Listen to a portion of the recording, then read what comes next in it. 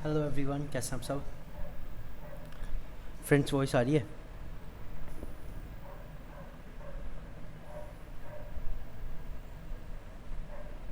Hello.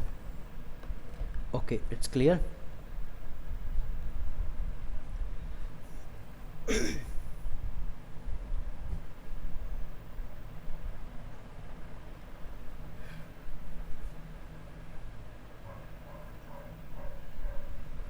देखो, UP TGT का exam अभी आपका पोस्टपोन हो गया, तो एक तरह से उसके लिए तो आपको टाइम मिल गया। फ़िलहाल में यूपी पीजीटी का एग्ज़ाम हमारे सामने है, जो कि हमारा होना है 19-20 है ना, शायद 19-20 जून में। ओके, 19-20 जून को होना है।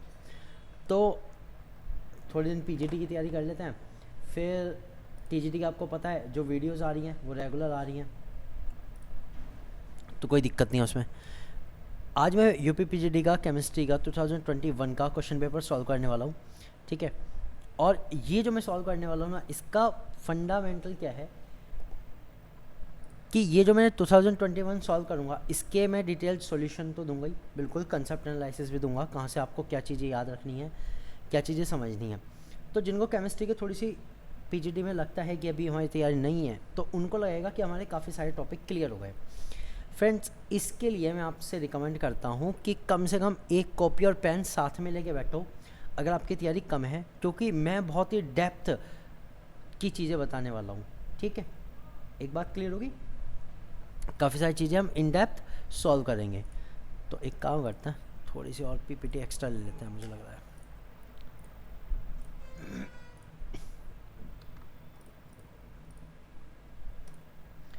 और बताइए फ़िलहाल कैसी तैयारी चल रही है?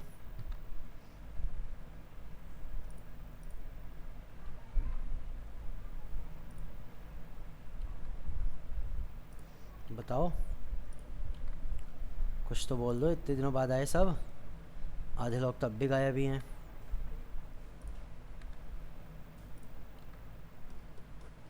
चलो, इतने से काम हो जाएगा।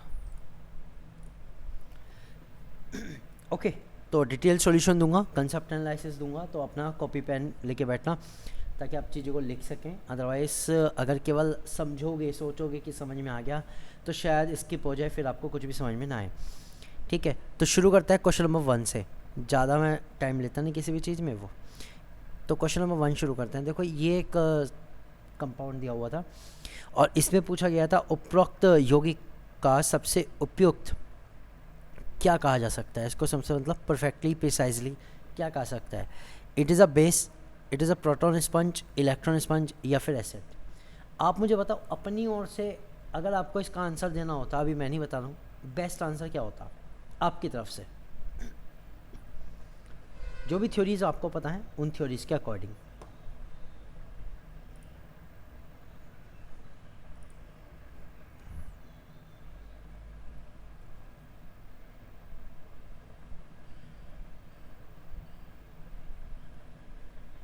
बोलो बोलो।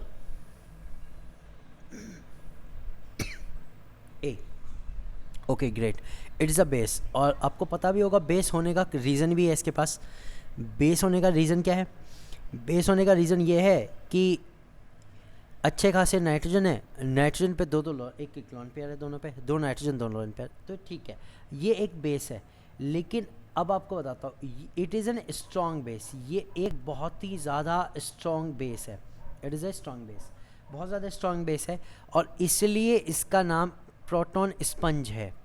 इसका जो परफेक्ट नेम है वो है प्रोटॉन स्पंज। अब आपको भी सर प्रोटॉन स्पंज क्यों हो सकता है, बेस क्यों नहीं कहा आपने?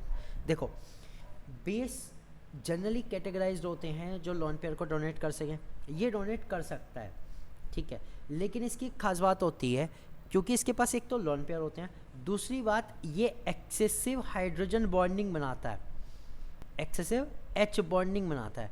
अब एच बॉन्डिंग बनाने से क्या मतलब है कि ये हाइड्रोजन के साथ जुड़ रहा है, which is prefer as a proton. तो हम ये कह सकते हैं due to excessive of H bonding and due to it is a strong base capacity, it is referred as proton sponge. ठीक है, इसलिए इसे क्या कहा जाता है? प्रोटॉन स्पंज कहा जाता है। एक बात क्लियर होगी इसके बारे में जो मैंने बताई, ठीक है। सेकेंड थिंग, एक चीज़ समझना, इलेक्ट्रॉन स्पंज जैसी कोई चीज़ नहीं हो सकती। क्यों? इलेक्ट्रॉन स्पंज क्या होगा कि भाई कोई चीज़ जो इलेक्ट्रॉन से जाके जुड़ जाए, और इलेक्ट्रॉन ही तो सारी कहानी कह रहे हैं, तो इलेक्ट्रॉन से जाके कौन जुड़ेगा? कोई भी नहीं जुड़ने का। समझो, यहाँ प्रोटॉन स्पंज इसलिए कहा गया है क्योंकि हाइड्रोजन के साथ हाइड्रोजन बॉन्डिंग भी कर लेता है, एक्सेसिवली हाइड्रोजन बॉन्डिंग कर लेता है। ठीक है, आपको पता है नाइट्रोजन पे अगर लॉन पेयर है और साथ में अगर इसके पास कोई भी हाइड्रोजन वगैरह दिख जाए तो हाइड्रोजन बॉन्डिंग ईजिली कर सकता है। ठीक है, तो समझो बात कोई, जब ये हाइड्रोजन बॉन्डिंग कर सकता है तो it is referred as a proton sponge. But electron sponge का क्या मतलब हुआ कि कोई इलेक्ट्रॉन से जाके जुड़ जाए, जबकि इलेक्ट्रॉन तो खुद से ही सारी केमिकल रिएक्शन की जड़ है, तो इलेक्ट्रॉन स्पंज तो हो ही नहीं सकती। तो इलेक्ट्रॉन स्पंज जैसी कोई भी केमिकल टर्म्स हमारे पास नहीं है, ये इसमें एक डाउट टाइप है। ठीक है, कि सर प्रोटॉन स्पंज होते हैं तो इलेक्ट्रॉन स्पंज क्या होता है? इलेक्ट्रॉन स्पंज जैसी कोई चीज़ नहीं है, क्योंकि ना तो कोई चीज़ इलेक्ट्रॉन से जाके जुड़ती, इलेक्ट्रॉन ही जुड़ते हैं, तो इलेक्ट्रॉन से कोई पॉजिटिव चीज़ जाके नहीं जुड़ रही। ठीक है, सेकेंड थिंग, बेस तो है लेकिन प्रीफर इसको हम क्या कर रहे हैं? प्रोटॉन स्पंज कर रहे हैं, because it is a perfect name, proton sponge. Okay, एक चीज़ क्लियर होगी। सेकेंड थिंग, एक और ख़ास बात करते हैं, it is a weak nucleophile. ये एक न्यूक्लियोफाइल है लेकिन वीक है। अब वीक क्यों है? Due to steric hindrance. Steric hindrance क्या होता है बताओ? स्टेरिक हिंड्रेंस कब जनरेट होता है? जब हमारे पास कोई भी बहुत ही ज़्यादा बल्कि ग्रुप हो जाते हैं, बड़े बड़े ग्रुप हो जाते हैं, तो उसके कारण स्टेरिक हिंड्रेंस आती है। हिंड्रेंस के कारण ये क्या होता है? एक वीक न्यूक्लियोफाइल है, यानी ये जल्दी से न्यूक्लियोफाइल की तरह अटैक नहीं कर सकता। बड़ा ग्रुप है भाई, 2 बेंजीन रिंग है, 4 मिथाइल ग्रुप है, ठीक है, लॉन पेयर तो 2 ही है ना, तो इसलिए ये एक वीक न्यूक्लियोफाइल है। तो it is perfectly as proton sponge. ठीक है, ये चीज़ ध्यान रखना। क्लियर? अब चलते हैं क्वेश्चन नंबर 2 पर। Which of the following statement is not correct? इनमें से कौन सा स्टेटमेंट सही नहीं है, कौन सा कथन सही नहीं है? मुझे बताओ, आपको क्या hard acid and base concept आता है? Hard and soft acid base concept.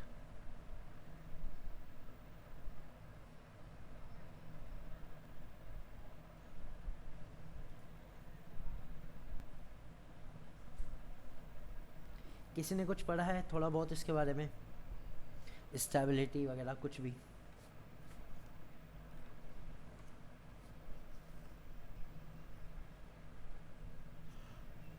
Okay, चलो मैं आपको पहले ना ये बताता हूँ कि hard acid, hard soft acid base concept के अकॉर्डिंग किस चीज़ को आप एसिड कह रहे हो, किस चीज़ को आप बेस कह रहे हो। एक चीज़ ये क्लियर करता हूँ। सबसे पहले जितने भी हमारे एनायन एक्सेप्टर है, एनायन एक्सेप्टर है, इनको हम कह रहे हैं एसिड, और जो हमारे एनायन डोनर है उनको हम कह रहे हैं बेस। अब एनायन एक्सेप्टर कौन होते हैं? जो एनायन यानी कि नेगेटिव आयंस को एक्सेप्ट कर रहे हैं, समझना, जो नेगेटिव आयन को एक्सेप्ट कर रहे हैं। अब नेगेटिव आयन को एक्सेप्ट कौन करता है? Generally positive. तो हमारे जितने भी पॉजिटिव हैं वो सभी कैसे होते हैं? एसिड होते हैं, according to hard soft acid base concept. ठीक है, और जो हमारे एनायन डोनर हैं, अब डोनेट कौन कर सकता है? जो नेगेटिव होगा, जिसके पास नेगेटिव फालतू है वही डोनर कर सकता है। सो वो क्या होंगे? वो बेस होंगे। ठीक है, अब आपने लिख दिया sir H positive, Li positive, ये भी हैं सर, इनको छोड़ के, मतलब इनको तो है ही, छोड़ो मत, इनको भी पकड़ो। इनके साथ साथ जितने भी हमारी ऐसे आते हैं, जैसे कि मैं आपको बताऊं, अगर मैं बात करने लगूँ डी ब्लॉक वाले जितने भी आयंस आपके सामने आते हैं, पॉजिटिव आयंस, भाई पॉजिटिव आयन क्या कर सकता है? नेगेटिव को एक्वायर कर सकता है, नेगेटिव को एक्सेप्ट कर सकता है, एनायन को एक्सेप्ट कर सकता है, तो वो एसिड है। तो जितने भी हमारे पॉजिटिव आयंस जनरली आते हैं वो सभी के सभी क्या होते हैं? एसिड्स होते हैं। क्लियर हो गया? कंसेप्ट क्लियर है?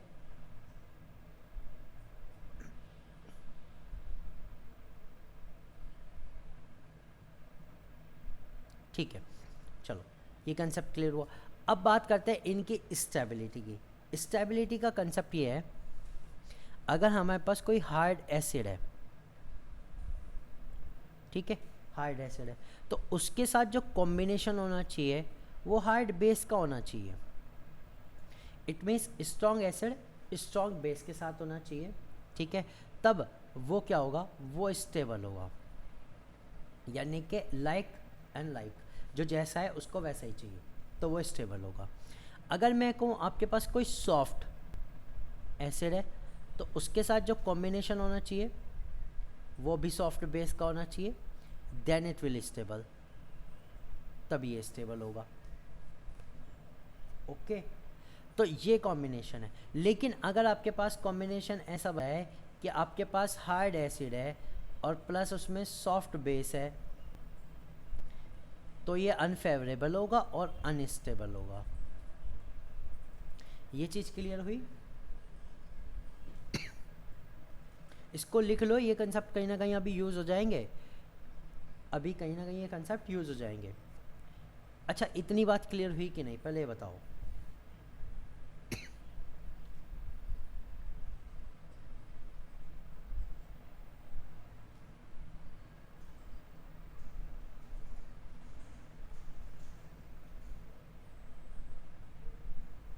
ओके, अब सुनो, अब मैं बात करता हूँ इसमें से एक ऑप्शन की। अभी मैं क्वेश्चन नहीं बता रहा हूँ, मैं केवल एक ऑप्शन बता रहा हूँ। खुद सोच के बहुत ध्यान से मुझे बताना कि उसका आंसर क्या हो सकता है। मैं एक क्वेश्चन पूछता हूँ इस वाले में से। हमारे पास एक आयन है Cn पॉजिटिव और एक आयन है Li पॉजिटिव, ठीक है। मैं बस इतना पूछ रहा हूँ, इसमें से सॉफ्ट एसिड कौन सा होगा? सॉफ्ट एसिड का मतलब है जो बहुत ही जल्दी, बहुत ही नरम तरीके से, बहुत ही मतलब एक सॉफ्टली तरीके से कोई एनायन एक्सेप्ट कर सके, वो हमारा सॉफ्ट एसिड होता है। तो कौन सा होगा?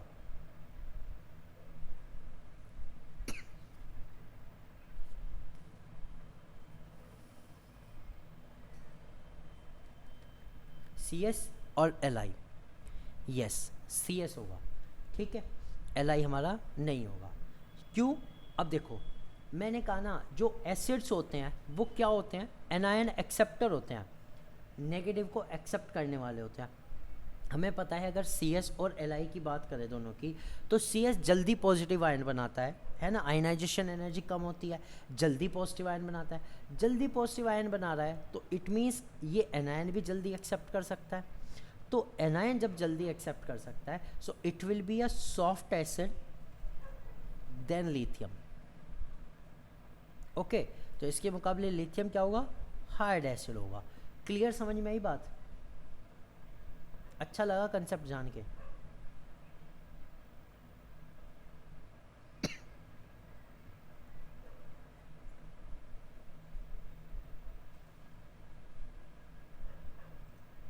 क्लियर? ओके, एक चीज़ क्लियर होगी, ठीक है। तो अब यहाँ से एक चीज़ ध्यान देना, अगर कोई जनरली लार्जर आयन है वो सॉफ्ट होता है और जो स्मॉलर होता है वो हार्ड होता है। एक चीज़ क्लियर होगी? ये सारा जो मैंने इस बोर्ड पे लिखा, इसका स्क्रीनशॉट ले लो और लेके अपने पास कहीं ना कहीं रख देना, अपनी लैंग्वेज में लिख के।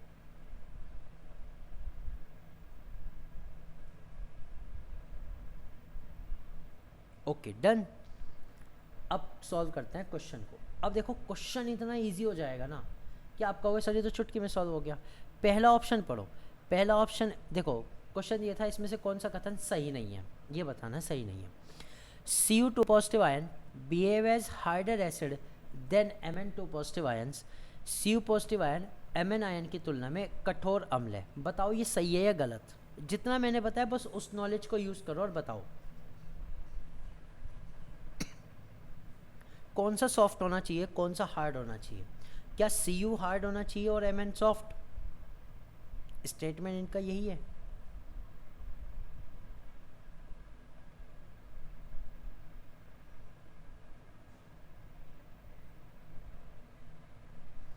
इसके आंसर पे मत जाना किसी भी बुक के, मैं आपको कंसेप्ट के अकॉर्डिंग समझा रहा हूँ, उन्हीं को देखना। यहाँ कंसेप्ट चेंज भी होंगे, काफ़ी सारे कंसेप्ट चेंज होंगे, ये ध्यान देना।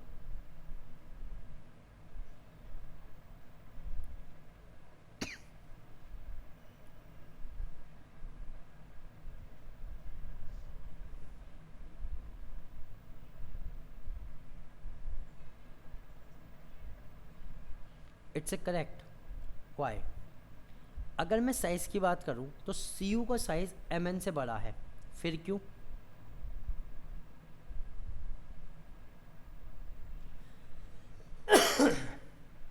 सॉरी, एक्सप्लेन करूं। अगर मैं Cu और Mn के साइज़ की बात करूं, जो कि मैंने नीचे लिख दिया कि larger cation will make a softer acid, तो इसके मुकाबले तो Cu सॉफ्ट होना चाहिए। इन्होंने तो हार्ड लिखा और आप करेक्ट बता रहे हो। है सही? रीज़न क्या है?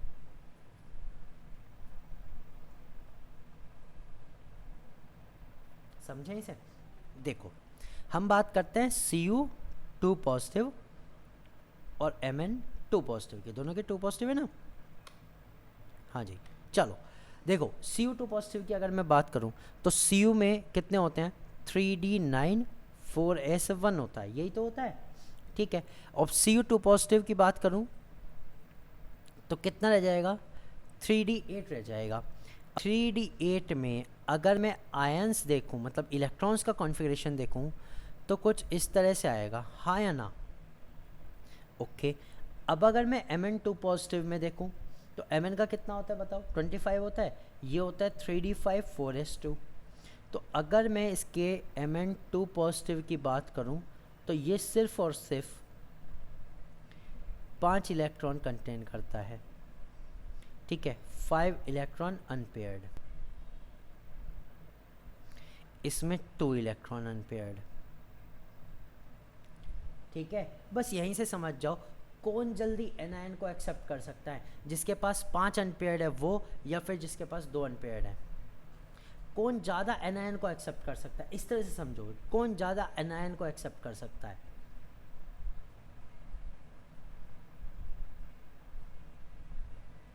Obviously Mn2 positive. Mn2 positive जब ज़्यादा आयंस को, एनायंस को एक्सेप्ट कर सकता है, तो Mn2 पॉजिटिव सॉफ्ट हुआ कि नहीं? तो Cu हार्डर हुआ। तो ये स्टेटमेंट तो सही है, ये स्टेटमेंट तो सही है, ठीक है। बी वाले को हम देख चुके हैं, बी वाला स्टेटमेंट गलत है, ये भी क्लियर हो गया, ठीक है। तो आंसर तो हमारा क्या हुआ? आंसर हमारा हुआ इसका B. B is the answer, ये तो क्लियर हो गया। अब बात करते हैं तीसरे की। NH3 is harder base then C6NH5NH2। अब ये हार्ड बेस से नहीं है, hard soft acid base concept से नहीं है, इसमें आपको पढ़नी पड़ेगी रेजोनेंस। क्या पढ़नी पड़ेगी? रेजोनेंस। देखो NH3 की बात करूं तो NH3 बेस क्यों है? कि NH3 has a 1 lone pair, okay, and it act as base, ठीक है। अब बात करते हैं C6H5NH2। C6NH5NH2 which is an aniline, इसका नाम है एनिलीन। अब एनिलीन को देखो, इसमें क्या होता है? ड्यू टू रेजोनेंस, एक तो रेजोनेंस के, एंड ड्यू टू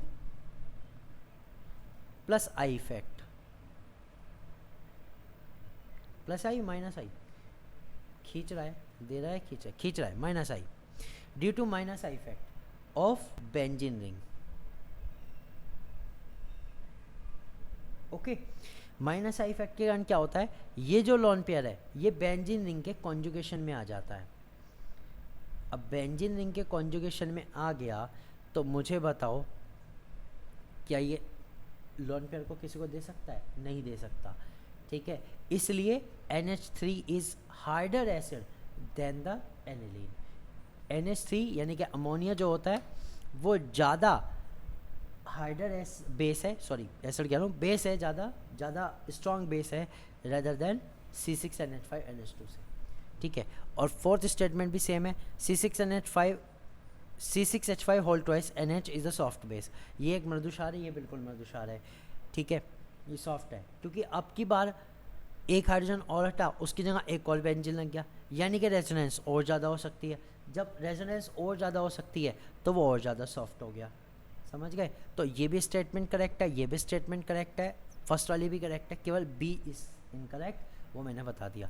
और सारा जो कंसेप्ट है वो मैंने बता दिया, अनपेयर्ड पेयर्ड सब अपना ध्यान रखना, ठीक है जी। Question clear? Sir soft base का भी बता दीजिए। सॉफ्ट बेस अच्छा वो अभी आएगा, अगला क्वेश्चन वही है, आ गया सॉफ्ट बेस। ठीक है, ये वाला देखो, इसमें इन्होंने पूछा among the following complexes most stable species are. देखो इसको करने के दो तरीके हैं, इसको करने के दो तरीके, या तो आप लिगेंड्स के बेस पे करो, ठीक है, आपको पता है वीक अगर लिगेंड्स है तो वो कैसे होते हैं, जनरली अनस्टेबल होते हैं, और जो स्ट्रॉन्ग होते हैं जनरली वो स्टेबल होते हैं। ठीक है, लेकिन हम केवल लिगेंड्स के बेस पे नहीं कर सकते, क्योंकि हमारे पास जो आयन है दूसरा, जो हमारा लिगेंड्स के साथ में मेटल है, कभी कम कभी ज़्यादा, वो माइक मैंने कॉलर पे नहीं लगा रख रखा है, इसलिए वो थोड़ा सा जब मैं इधर उधर होता हूँ ना तो हो जाती है। ज़्यादा हो रही है क्या? वेट करो, वेट।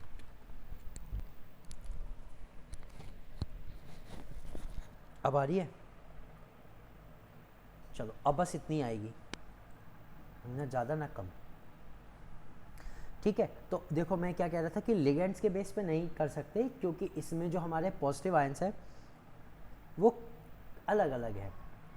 अब हमें क्या लगाना पड़ेगा, यहाँ पे भी हमें लगाना पड़ेगा hard soft acid base concept. Clear? Hard soft acid base concept. अब मैं तुम्हें इन सब का बताऊंगा एक एक करके, ठीक है, बस थोड़ी सी चीज़ें जो बता रहा हूँ उनको ध्यान रखना, क्योंकि वो शायद आपने पहले कभी ना पढ़ी हो, क्योंकि किसी बुक में भी नहीं है। ठीक है, शुरू कर दें। तो सबसे पहले हम लेंगे ऑप्शन नंबर ए को। इन्होंने पहले क्वेश्चन ये पूछा है कि मोस्ट स्टेबल स्पेसिस बतानी है, कि ऐसा कौन सा ग्रुप है जिसमें सबसे ज़्यादा स्टेबल स्पेसिस है। उसने ये नहीं कहा कि ऑल स्टेबल है, कि सारी स्टेबल है, मोस्ट स्टेबल होनी चाहिए, कि वो बाकी के मुकाबले सबसे ज़्यादा स्टेबल है। तो सबसे पहले हम बात करते हैं AgI2 की। मेरे ख्याल से आवाज़ तो बिल्कुल भी अच्छी नहीं आ रही, ये वाली सही है।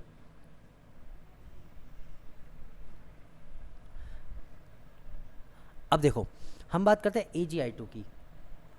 AgI2 और ऊपर चार्ज है नेगेटिव। ठीक है, इसी में दूसरा कंपाउंड हमारा है COF6 3 नेगेटिव, उसके बाद है CONCS4 2 नेगेटिव। ओके, अब ध्यान दो, इसमें एक एक कंपाउंड का बता रहा हूँ। जो Ag है वो हमारा क्या है, वो हमारा है सॉफ्ट एसिड। ओके, और इसके साथ जो हमारा I है वो भी हमारा क्या है, सॉफ्ट बेस। ओके, क्लियर हुआ? अब ये सॉफ्ट बेस क्यों है बताओ, सोच के देखो।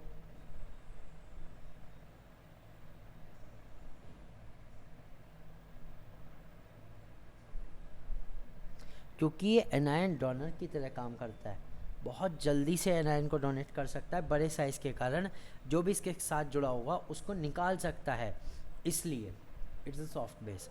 ठीक है, बात करते हैं COF6 की। जो हमारा CO है वो हमारा हार्ड एसिड है, और जो मैं F की बात करूं ये भी हमारा हार्ड बेस है, छोटे साइज़ के कारण। ओके, इतनी बात क्लियर? हाँ, यहाँ पे जो CO है वो 3 पॉजिटिव है, Ag जो है वो पॉजिटिव है, ये अपने आप से लगा लेना भाई। अब बात करते हैं CO। ये वाला जो CO है वो 2 पॉजिटिव है। अब ये हार्ड एसिड है बेस, मैं आपको बताता हूँ, ये दोनों है, ये हार्ड सॉफ्ट एसिड है। एक तरह से हम इसे बॉर्डर लाइन पे भी कह सकते हैं, कि ना तो ये ज़्यादा हार्ड होता है ना ज़्यादा सॉफ्ट होता है, मतलब बॉर्डर लाइन पे है। ओके, अब इसके साथ जो जुड़ा हुआ है ये ध्यान दो, NCS। ठीक है, NCS नेगेटिव होता है वैसे तो ये, तो NCS। अब ये क्या है, ध्यान देना, इसकी कहानी थोड़ी अलग है। एक तो ये एम्बीडेंडेंट लिगेंड्स है, अगर आपने पढ़े हो तो ये कैसा है, एम्बीडेंडेंट लिगेंड्स, और ये दो साइड से जुड़ सकता है, एक तो फ्रॉम N साइड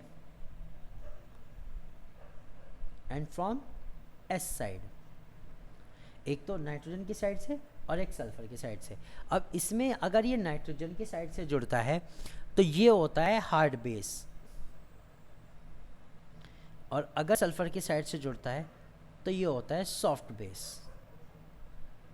ठीक है, अब इसमें CO2 पॉजिटिव के साथ ये जुड़ा हुआ है NCS, किस साइड से, तो ये कैसे बिहेव करेगा, ये हार्ड बेस की तरह बिहेव करेगा।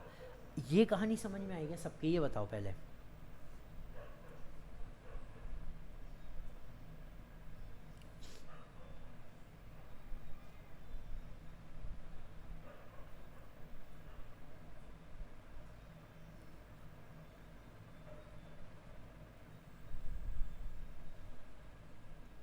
बोलो बोलो।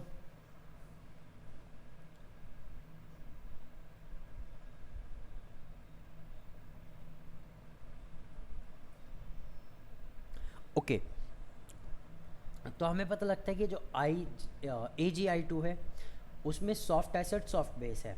जब ये सॉफ्ट एसिड है और सॉफ्ट बेस है तो मैंने अभी अभी बताया था अगर दोनों सेम टाइप के हैं तो ये स्टेबल होगा। ठीक है, तो हमें ये पता लगता है पहले वाले ऑप्शन में जो AgI2 है ये हमारा कैसा है, ये स्टेबल है। दूसरे वाले में COF6 की बात करते हैं, ये हार्ड एसिड था, हार्ड बेस था, यानी कि COF6 भी जो है हमारा वो कैसा है, वो भी हमारा स्टेबल है। ठीक है, अब बात करते हैं CONCS4 2 नेगेटिव की। ये जो कंपाउंड है ये हमारा कैसा है, मॉडरेटली स्टेबल। अब आप कहोगे सर मॉडरेटली क्यों लिखा है और डायरेक्टली वो क्यों नहीं लिखा, तो मैंने इसलिए नहीं लिखा क्योंकि ना तो हमारा CO2 पॉजिटिव हार्ड एसिड है ना ही सॉफ्ट एसिड है, इट इज़ इन बिटवीन, ये इन दोनों के बीच में है, इसलिए मैंने इसको मॉडरेटली स्टेबल लिखा बाकी दो के मुकाबले। तो अगर मैं इसमें देखूँ तो ये भी स्टेबल है, कौन कौन से बताओ, AgI2 भी, COF2 भी और CONCS भी, इसमें तीनों के तीनों स्टेबल है। और जब ये तीनों के तीनों स्टेबल है तो मुझे पता लगता है कि आंसर यही होना चाहिए फिर तो, क्योंकि अब बाकी सब में कोई ना कोई अनस्टेबल निकलेगा, जरूर निकलेगा। ठीक है, चलो मैं एग्जांपल देके बताता हूँ। सेकंड वाले में देखो AgF2, Ag क्या है, सॉफ्ट एसिड है, F क्या है, हार्ड है, कैंसिल आउट। ठीक है, सिंपल सी बात हुई नहीं। ठीक है, इससे अगले में देखो COI6 3 नेगेटिव, ये है ना, तो CO क्या है, हार्ड एसिड है, I क्या है, सॉफ्ट बेस है, कॉम्बिनेशन गलत हो गया, कैंसिल आउट हो गया, स्टेबल नहीं हो सकता। अगली बात देखते हैं PD NCS4। PD क्या होता है, PD होता है सॉफ्ट, ये PD जो है वो सॉफ्ट है। और NCS मैंने अभी बताया अगर N साइड से जुड़ा है तो ये हार्ड होता है, हार्ड बेस, तो सॉफ्ट एंड हार्ड की तरफ से अगर ये है तो ये भी अनस्टेबल है, तो ये भी नहीं हो सकता। तो बी ऑप्शन तो बिल्कुल सारा ही गलत हो गया, बी ऑप्शन में सारे कैंसिल आउट। समझ गए, क्लियर हुई बात, खुद देख लो मैंने जो चीज़ें बताई हैं उनके अकॉर्डिंग।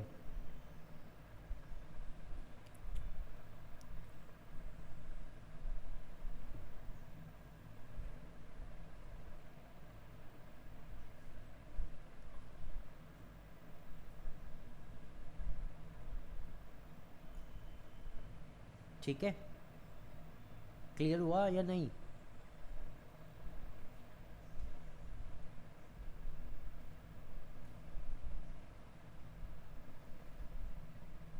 अब अगले में देखो, इसमें कहानी अलग है, CuCN5F। अब इसमें Cn भी आ गया। Cn जनरली क्या करता है, पाई इलेक्ट्रॉन की बॉन्डिंग करता है, पाई इलेक्ट्रॉन को अपने पास रखता है, पाई इलेक्ट्रॉन के साथ बॉन्डिंग में जुड़ा होता है। अब जब पाई इलेक्ट्रॉन की बॉन्डिंग करके वो बैठा है तो वो किसी के साथ कितने अच्छे तरीके से जुड़ सकता है, वो केवल ऑर्गेनिक के साथ अच्छे तरीके से जुड़ सकता है, जो इनऑर्गेनिक है उनके साथ नहीं। समझो, यहाँ पे अगर मैं CO की बात करूँ, ये तो हमारा हार्ड एसिड है, CO3 पॉजिटिव हार्ड एसिड है। ठीक है, Cn हमारा क्या है, Cn हमारा हार्ड बेस है, कोई दिक्कत नहीं।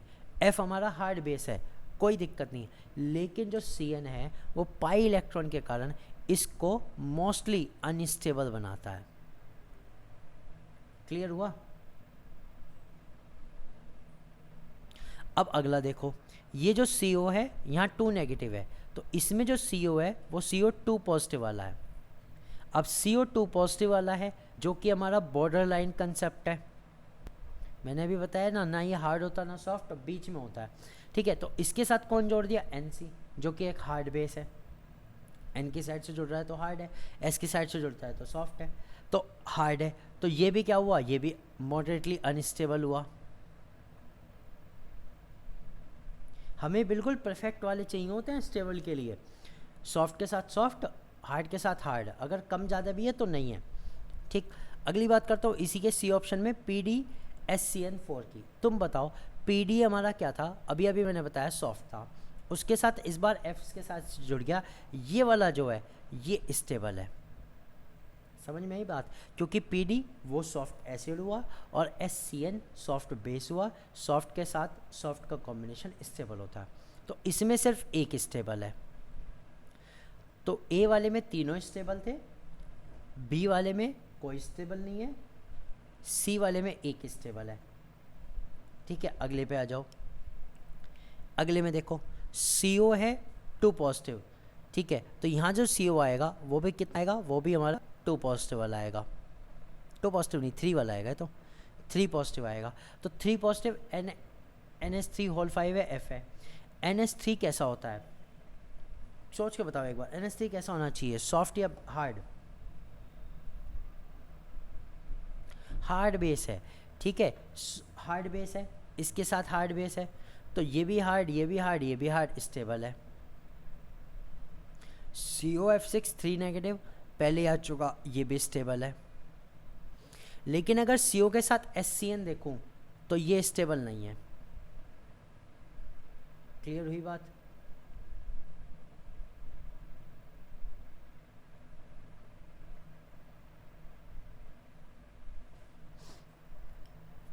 तो थोड़ा सा इस कंसेप्ट को अपनी ओर से करके देखना, मैं थोड़े से क्वेश्चन और भेजूंगा और उनको सॉल्व करके आपको पता लगेगा कि आपको ये कैसे करने हैं। ठीक है जी,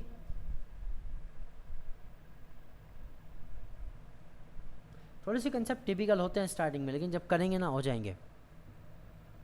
क्वेश्चन नंबर 4, ये तो कर लोगे आप। Into the following compound the order of the acidity is, इसमें एसिडिटी का ऑर्डर बताना है। फिनॉल है, अलग अलग टाइप के फिनॉल। ठीक है, पहले वाला सिंपल फिनॉल है, फर्स्ट वाला।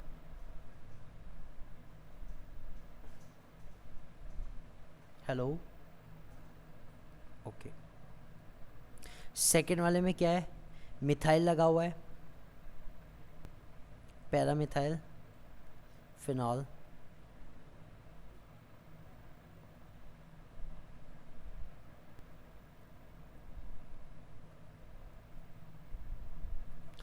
तीसरे वाले में क्या हुआ, मेटा पोजीशन पे नाइट्रो लगा हुआ है, यह है मेटा नाइट्रोफिनॉल।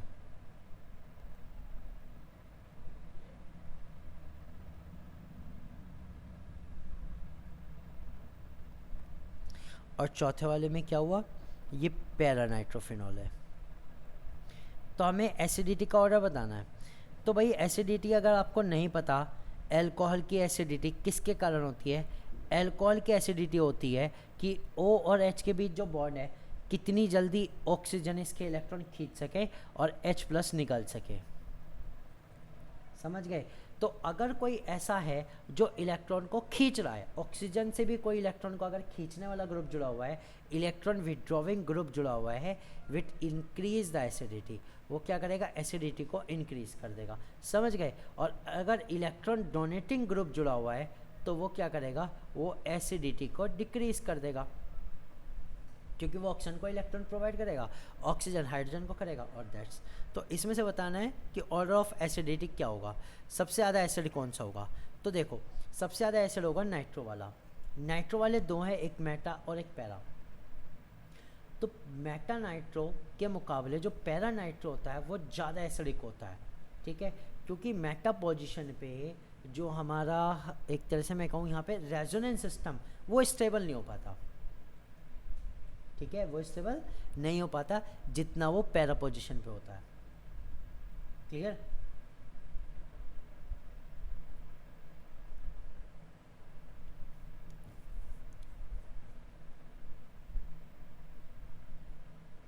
सो सबसे ज़्यादा कौन है एसिड, सबसे ज़्यादा एसिड आएगा फोर्थ का। ठीक है, उसके बाद आएगा थर्ड का, इन दो में तो ठीक है, क्योंकि दोनों में नाइट्रो ग्रुप है ना, तो दोनों बेस्ट रहेंगे बाकी से। तो भाई इलेक्ट्रॉन विड्रॉविंग ग्रुप है तो दोनों ही बेस्ट रहेंगे बाकी दो से। तो सबसे ज़्यादा किसका आया? फोर्थ का। फोर्थ के बाद किसका कम आएगा बताओ? फोर्थ के बाद किसका आएगा? थर्ड का। ये इससे कम हो गया। अब बात करते हैं सेकंड की और फर्स्ट की। सेकंड में हमें पता है मिथाइल ग्रुप लगा है, which is electron withdraw donating group. ये कैसा होता है? इलेक्ट्रॉन डोनेटिंग ग्रुप है, एंड इलेक्ट्रॉन डोनेटिंग ग्रुप तो एसिडिटी को घटाते हैं, यानी इसकी जो एसिडिटी होगी वो फिनॉल से भी कम हो जाएगी, ठीक है, फिनॉल से भी कम हो जाएगी। तो इसके बाद किसका आएगा? फिनॉल का। और सबसे कम कौन होगा? Second number, that is methyl. Okay, तो हमारा जो ऑर्डर आया वो क्या आया कि फोर्थ सबसे ज़्यादा एसिडिक, फिर थर्ड, फिर फर्स्ट और फिर second, that is D is the answer. Okay, clear?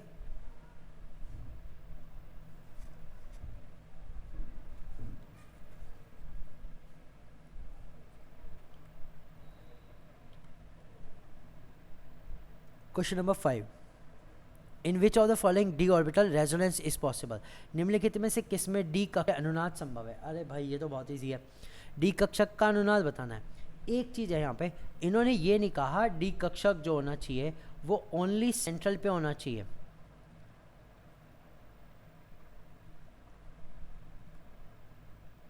समझ गए? जनरली हम जो रेजोनेंस देखते हैं वो किसकी देखते हैं? सेंट्रल एटम की देखते हैं, लेकिन उन्होंने ऐसा कुछ नहीं बताया। जब ऐसा कुछ नहीं बताया तो हमें बस ये देखना है जिसके पास डी ऑर्बिटल की अवेलेबिलिटी है वही हो जाएगा, क्योंकि अगर सेंट्रल मेटल की पूछा होता तो इनमें से किसी पे नहीं है। कार्बन हमारा सेंट्रल मेटल है, इसमें भी डी नहीं है, ठीक है, कार्बन के पास तो डी है ही नहीं किसी में भी, तो फिर तो होता ही ना। लेकिन क्योंकि उन्होंने कहा कि केवल डी ऑर्बिटल इन्वॉल्व होना चाहिए रेजोनेंस में, ठीक है, वो ये नहीं बताया कि सेंट्रल का ही होना चाहिए, किसी का भी हो सकता है। तो ध्यान दो, CF3 की बात करता हूँ, ठीक है, ना तो C में ना F में नो डी ऑर्बिटल, किसी के पास भी डी ऑर्बिटल नहीं है, और जब नहीं है तो हाइब्रिडाइजेशन भी नहीं होगा, रेजोनेंस भी नहीं होगा। CCl3 की बात करते हैं, Cl has D orbital, Cl के पास डी ऑर्बिटल है तो इसमें हो सकता है। CH3 नेगेटिव की बात करता हूँ, ठीक है, मिथाइल एनायन की, ठीक है, इसमें क्या है? इसमें भी कोई डी ऑर्बिटल नहीं है। और CHF2 नेगेटिव की बात करूं तो इसमें भी कोई डी ऑर्बिटल नहीं है। तो सिर्फ और सिर्फ डी ऑर्बिटल किस में है? CCl3, दैट इज बी वाले में। सो बी इज द आंसर। अब जिसमें है उसी में रेजोनेंस हो सकती है भाई डी ऑर्बिटल की। क्लियर हुआ?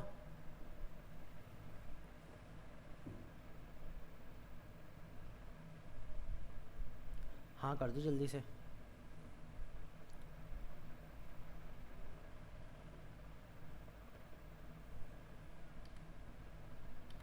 चलते हैं क्वेश्चन नंबर 6 पर।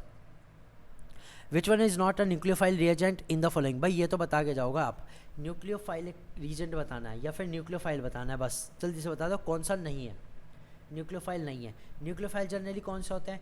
जी, विच हैज़ नेगेटिव चार्ज और लॉन पेयर, या तो उनके पास नेगेटिव चार्ज होता है, लॉन पेयर होता है, ठीक है, लॉन पेयर होता है, नेगेटिव चार्ज होता है। नेगेटिव चार्ज का मतलब क्या होता है? सेंट्रल एटम पे 8 इलेक्ट्रॉन होते हैं। लॉन पेयर के मतलब जो भी एक्स्ट्रा इलेक्ट्रॉन है वो, ठीक। तो बात करते CH3 नेगेटिव की। ये CH3 नेगेटिव है, मिथाइल कार्बो एनायन है, और मिथाइल कार्बो एनायन में क्या होता है? 8 इलेक्ट्रॉन होते हैं। जब 8 इलेक्ट्रॉन है, नेगेटिव चार्ज है, तो इट इज़ न्यूक्लियोफाइल। ये क्या है? एक न्यूक्लियोफाइल है। न्यूक्लियोफाइल कह दो, न्यूक्लियोफिलिक रीजन कह दो, एक ही बात है, ठीक है। बात करता हूँ बी की, NH2 की। NH2 में नेगेटिव चार्ज है, नेगेटिव चार्ज हुआ, ठीक है, तो ये क्या हुआ? ये एक न्यूक्लियोफाइल हुआ, क्योंकि इसके ऊपर है लॉन पेयर, इसके पास होता है lone pair. Option number 3, CH2 और इसके पास से एक lone pair, it is carbene. इसे हम क्या कहते हैं? कार्बीन कहते हैं। अब कार्बीन के पास इलेक्ट्रॉन देखो ना, टोटल 6 इलेक्ट्रॉन है। जब 6 इलेक्ट्रॉन है, दैट इज इलेक्ट्रॉन डिफिशिएंट। ये कैसा है? Electron deficient. इसके पास इलेक्ट्रॉन की कमी है, और जब कमी होती है तो ये कैसा होता है? इलेक्ट्रोफाइल होता है। ये एक इलेक्ट्रोफाइल है एंड नॉट अ न्यूक्लियोफाइल, इसलिए न्यूक्लियोफाइल नहीं है। तो जब ये न्यूक्लियोफाइल नहीं है तो सी इज द आंसर, ठीक। ठीक है। बाकी बात करता हूँ ROR की। इसमें तो दिख रहा है ऑप्शन के पास दो दो लोन पेयर है, न्यूक्लियोफाइल ही है। ठीक है फ्रेंड्स, समझ में आया? इस तरह की चीज़ें होती हैं। अब ध्यान दो, क्वेश्चन आपके ये टीजीटी में भी आ सकते हैं।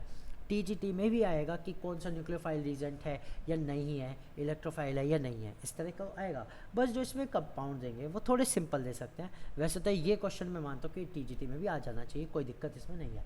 ठीक है, समझ गए फ्रेंड्स चीज़ें?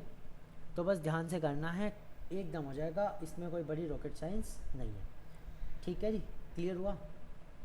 आज के लिए यहीं तक छोड़ दें।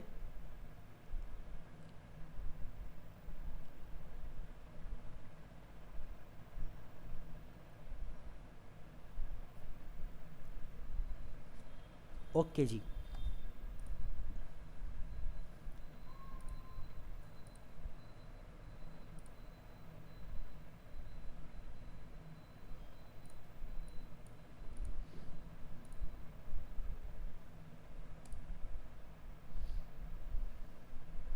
ठीक है फ्रेंड्स, आप क्विट कर सकते हो क्लास। कल मिलेंगे, कल हम इसके कंटिन्यू करेंगे आगे।